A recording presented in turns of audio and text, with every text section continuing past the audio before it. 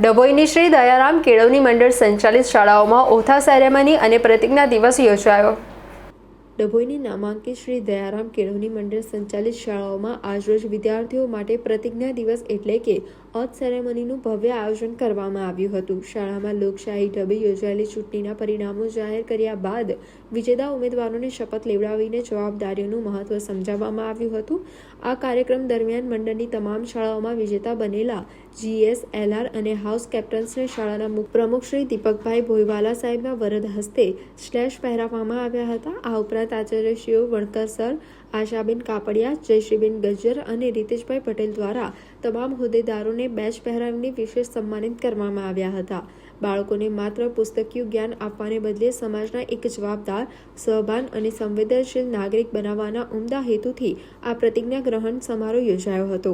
કાર્યક્રમના અંતે શાળા પરિવાર દ્વારા તમામ શિક્ષકશ્રીઓ અને કર્મચારીગણોનો આભાર વ્યક્ત કરવામાં આવ્યો હતો। ત્યારબાદ વિદ્યાર્થીઓને પ્રોત્સાહિત કરવા માટે ફૂડ પેકેટનું વિતરણ કરીને કાર્યક્રમની સફળ પૂર્ણાહુતિ કરવામાં આવી હતી।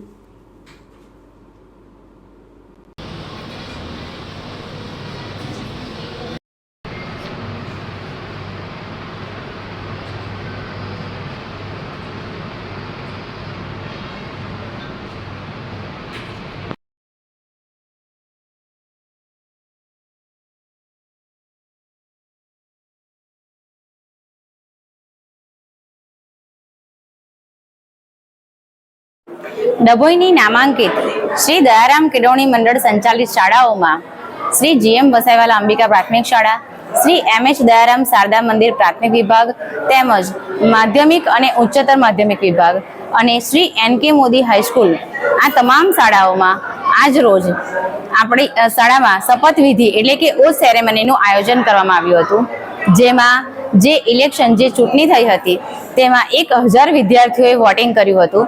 તેમાંથી 56 વિદ્યાર્થીઓ વિજેતા થયા, જેમાં તમામ શાળામાં GS, LR, sport boy, sport girl તેમજ હાઉસ કેપ્ટનનું વિજેતા જાહેર કર્યું હતું। જેમાં શાળાના પ્રમુખ શ્રી દીપકભાઈ ભોયવાલાના વરદ હસ્તે બાળકોને આજે સ્લેશ પહેરાવ્યા તેમજ બેચ પહેરાવ્યા અને શાળાના આચાર્યશ્રીઓ દ્વારા બાળકોને ફૂડ પેકેટનું વિતરણ કર્યું અને બાળકોમાં આજે જે શપથવિધિનો કાર્યક્રમ હતો તેમાં ફક્ત ચોપડિયું જ્ઞાન નહીં પરંતુ બાળકોને એક જવાબદાર નાગરિક તેમજ સંવેદનશીલ નાગરિક બને તે હેતુસર આ કાર્યક્રમનું આયોજન કરવામાં આવ્યું હતું।